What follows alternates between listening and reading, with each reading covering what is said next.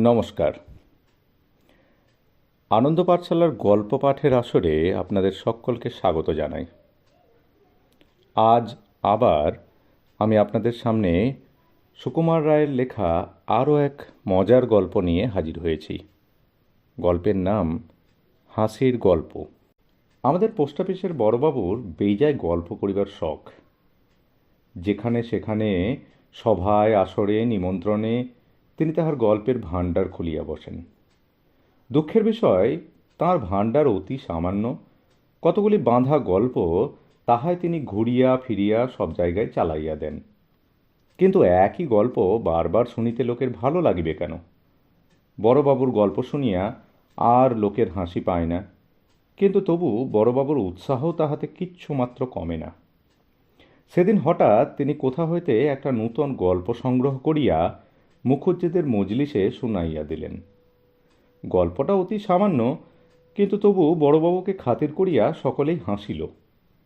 বড়বাবু তাহা বুঝিলেন না। তিনি ভাবিলেন গল্পটা খুব লাগসই হইয়াছে।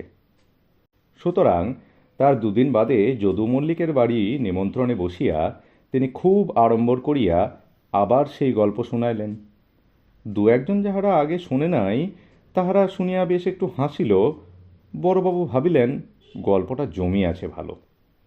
তারপর ডাক্তারবাবুর ছেলের ভাতে তিনি আবার সেই গল্পই খুব উৎসাহ করিয়া শুনাইলেন। এবারে ডাক্তারবাবু ছাড়া আর কেহ গল্প শুনিয়া হাসিল না, কিন্তু বড়বাবু নিজেই হাসিয়া কুটি কুটি। তারপরেও যখন তিনি আরও দু তিন জায়গায় সেই একই গল্প চালাইয়াছিলেন, তখন আমাদের মধ্যে কেহ কেহ বিষম চটিয়া গেল। বিশু বলিল, না হে, আর তো সহ্য হয় না। বড়বাবু বলে আমরা এতদিন সয়ে আসছি, কিন্তু ওর গল্পের উৎসাহটা একটু না কমালে চলছে না। দুদিন বাদে আমরা 10-12 জনে বসিয়া গল্প করিতেছি। এমন সময় বড়বাবুর নাদুস নদুস মূর্তিখানা দেখা দিল।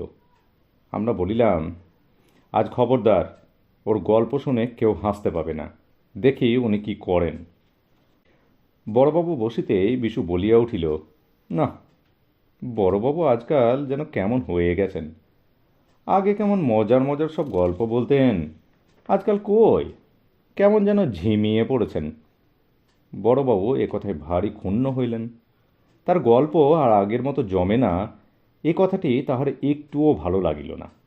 তিনি বলিলেন, বটে, আচ্ছা বসো, আজ তোমাদের এমন গল্প শোনাবো, হাসতে হাসতে তোমাদের নাড়ি ছিঁড়ে যাবে। এই বলিয়া তিনি তাহার সেই মামুলি পুঁজি হইতে একটা গল্প আরম্ভ করিলেন। কিন্তু গল্প বলিলে কি হইবে, আমরা কেহ হাসিতে রাজি নহি। সকলেই কাঠ হইয়া বসিয়া রহিলাম। বিশু বলিল, না, এই গল্পটা জুৎসই হইল না। তখন বড়বাবু তাহার সেই পুঁজি হইতে একে একে 5-7টি গল্প শুনাইয়া দিলেন, কিন্তু তাহাতে সকলের মুখ প্যাঁচার মতো আরও গম্ভীর হইয়া উঠিল। তখন বড়বাবু খেপিয়া গেলেন। তিনি বলিলেন, যাও যাও, তোমরা হাসতে জানো না, গল্পের কদর বোঝো না, আবার গল্প শুনতে চাও। এই গল্প শুনে সেদিন ইন্সপেক্টর সাহেব পর্যন্ত হেসে গড়াগড়ি, তোমরা এসব বুঝবে কি? তখন আমাদের মধ্যে একজন বলিয়া উঠিল, সে কি বড়বাবু, আমরা হাসতে জানি নে, বলেন কি? আপনার গল্প শুনে কতবার কত হেসেছি, ভেবে দেখুন তো।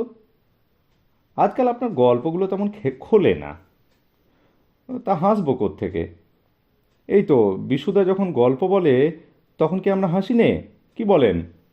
বড়বাবু হাসিয়া বলিলেন, বিশু, ও আবার গল্প জানে নাকি? আরে একসঙ্গে দুটো কথা বলতে ওর মুখে আটকায়, ও আবার গল্প বলবে কি? বিশু বলল, বিলক্ষণ, আমার গল্প শোনেননি বুঝি? আমরা সকলে উৎসাহ করিয়া বলিলাম, হ্যাঁ হ্যাঁ, একটা শুনিয়ে দাও তো।